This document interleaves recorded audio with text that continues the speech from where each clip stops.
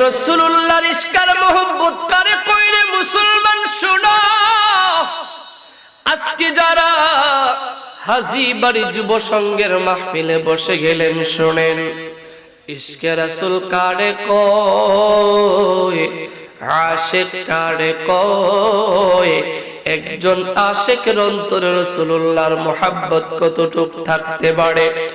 আল্লাহর নবীর ছোট্ট দুইজন সাহাবী মুআয আর মুআওয়াজ, দুইজন ছোট্ট প্রাপ্ত বয়স্ক বালক মানুষ জিহাদের ময়দানে আল্লাহর হাবিব চলে যাবেন।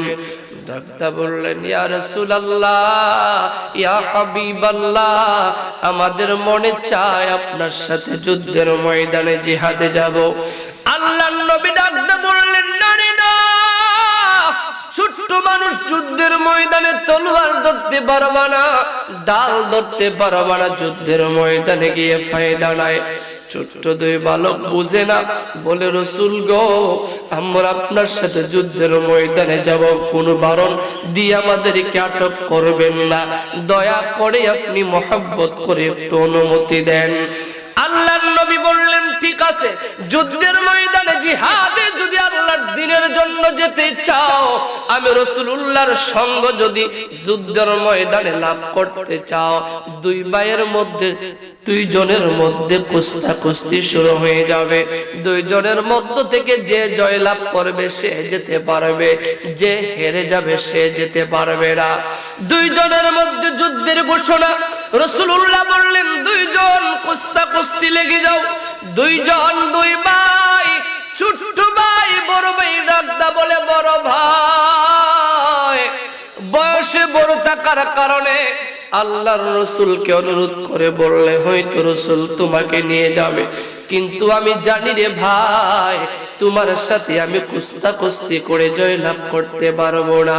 ও ভাই, তুমি যদি একটু সাহায্য করো, আজকে তুমি যদি হেরে যাও, আমি যদি তোমার জমিনের মধ্যে ফেলে আমি উপরে উঠতে পারি, আমি যুদ্ধের ময়দানে জয়লাভ করার কারণে যেতে পারবো, আর তুমি বয়সে বড় হওয়ার কারণেও যেতে পারবা। ও ভাই, আল্লাহর নবীর সংস্পর্শ থেকে আমারে মাহরুম করিও না। দুই ভাইয়ের মধ্যে শুরু হয়ে গেল কুস্তাকুস্তি। দুইজন কুস্তাকুস্তি লাগলেন। রাসূলুল্লাহ বিচারকের ভূমিকায় দাঁড়িয়েছেন। আল্লাহু আকবার।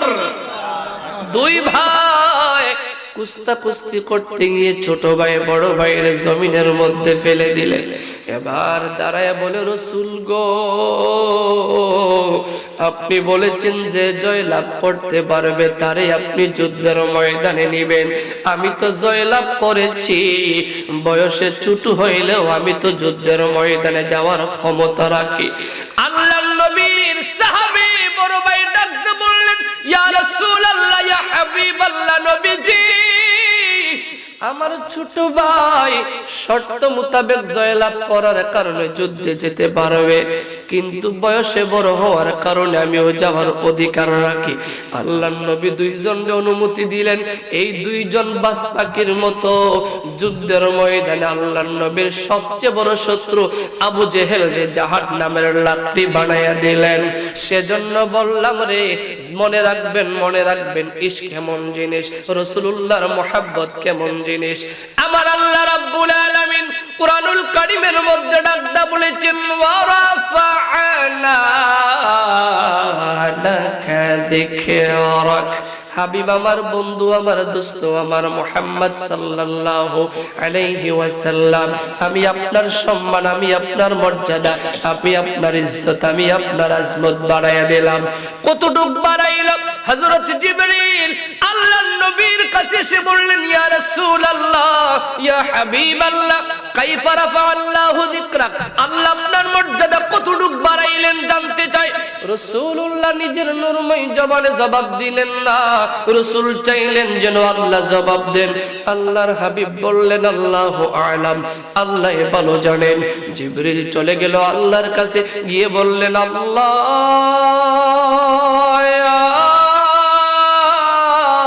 আপনার বন্ধুর মর্যাদা আপনি কতটুক বাড়াইলেন? আমার আল্লাহ রাব্বুল আলামিন ডাকদা বললেন, জিবরিল শোনো শোনো শোনো, ইযা যুকিরতু যুকিরতা মাই, যে কানামে রাব্বুল আলামিনের জিকির, ওইখানে আমি আমার বন্ধুর জিকিরকে সেট করে দিয়েছি। এই মর্যাদা বাড়াইলেন কে? জোরে বলেন কে? সোনার মদিনা বহু দূরে, কিন্তু মদিনাওয়ালা আমার অন্তর জুড়ে মদিনায় আছে রে। সেই মদিনা কবে যাব মন মানে না রে। বলেন সেই মদিনা কবে যাব মন মানে না। আল্লাহ যে কুরআনুল কারীমের মধ্যে বললেন, আল্লাহ কি বললেন? আল্লাহ বললেন ইয়া আইয়ুহাল্লাযীনা আমানুত্তাকুল্লাহ, ঈমানদার মুমিন ভয় করো কারে? আল্লাহকে। জোরে বলেন না কারে? আল্লাহ। আল্লাহর যে ভয় করার কথা বললেন, আমরা বললাম আল্লাহ, আপনারে ভয় করব। রাসূলুল্লাহ সাহাবায়ে কেরামরে বললেন জানুনি আল্লাহর ভয় তাকওয়া, আল্লাহর ভয় বান্দার অন্তরের মধ্যে থাকে। যার অন্তরে যত বেশি ভয়, মুত্তাকি হিসেবে আল্লাহর দরবারে তার মর্যাদা তত বেশি। বলি সুবহানাল্লাহ। আল্লাহর হাবিব ডাকদা বললেন সাহাবীরা জানুনি মা হুয়া তাকওয়া, তাকওয়া কি জিনিস? সাহাবায়ে কেরাম বললেন আল্লাহু ওয়া রাসূলু আ'লাম, আল্লাহ এবং তার হাবিব ভালো জানেন। আল্লাহর হাবিব ডাকদা বললেন আত-তাকওয়া হা হুনা, আত-তাকওয়া হা হুনা, আত-তাকওয়া হা হুনা, ফাআশারা ইলা সাদরি সালাসা মাররা। আল্লাহর নবী তিনবার শাহাদাত আঙ্গুল দিয়ে সিনার দিকে ইশারা করে বললেন তাকওয়া হলো অন্তরের বিষয়, তাকওয়া হলো অন্তরের বিষয়, তাকওয়া হলো অন্তরের বিষয়। মনে রাখবেন রে দক্ষিণ সাগরের মুসলমানের দল, আপনার অন্তরে যদি আল্লাহর ভয়ের পূর্ণতা দান করতে পারে, আপনি আল্লাহর দরবারে ওলি হিসেবে গ্রহণ হয়ে যাবেন, তাতে কোনো সন্দেহ থাকবে না। তাইলে সব সময় ভয় লাগবে কার? আল্লাহ। জোরে বলেন না কার? আল্লাহকে যে পাইতে চাই, হযরতকে ভালোবেসে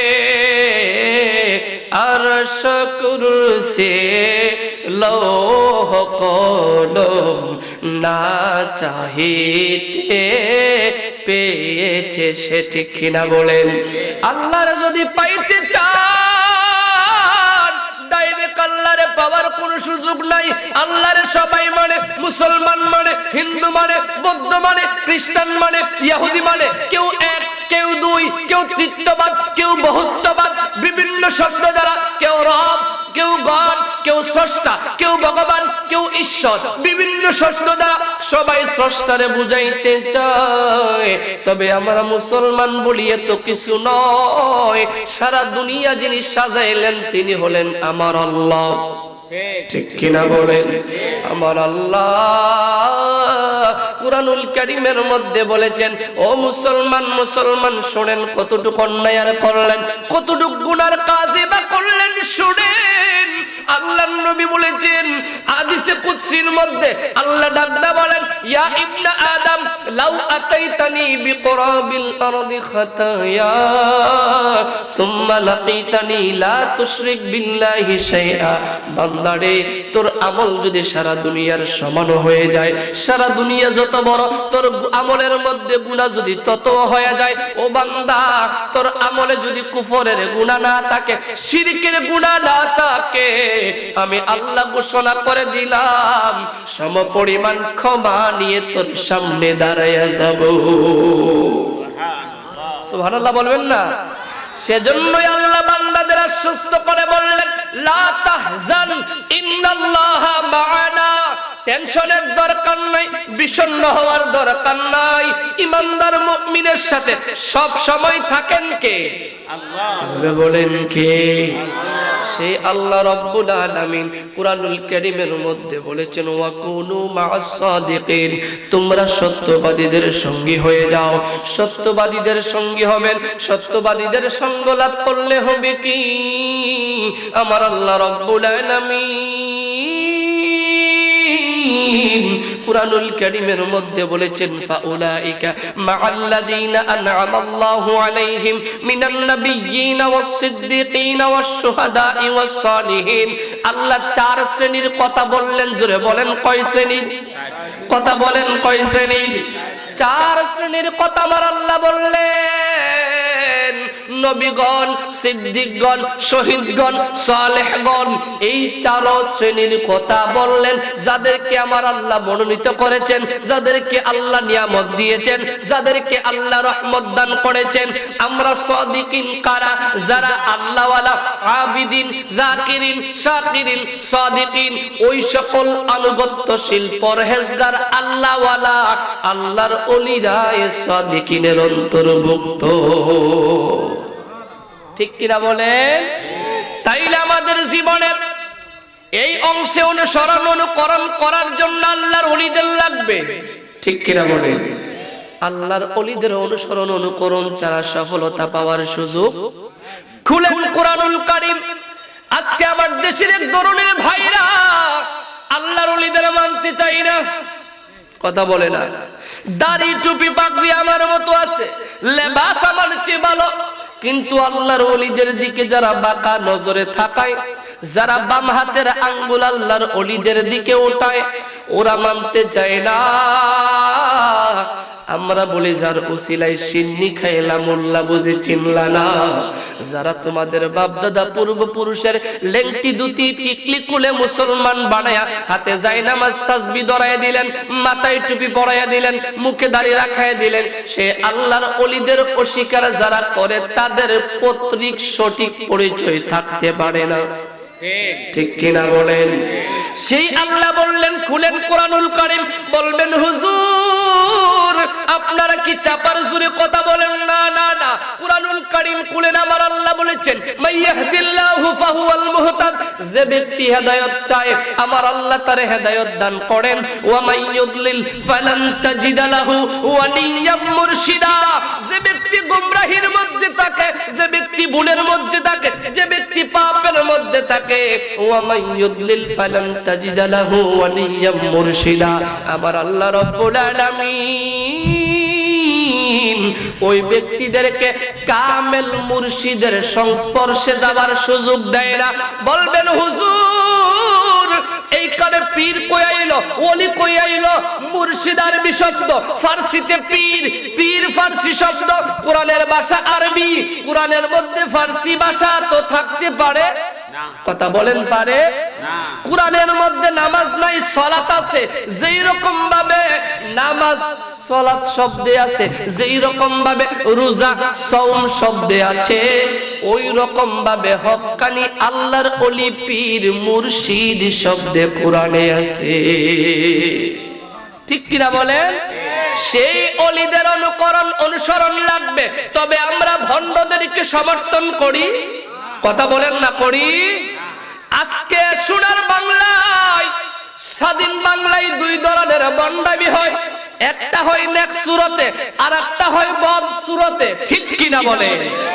বদ সুরতের বন্ড যারা আমরা তাদেরকে চিনে ফেলি, কিন্তু নেক সুরতের বন্ড চিনতে সময় লাগে।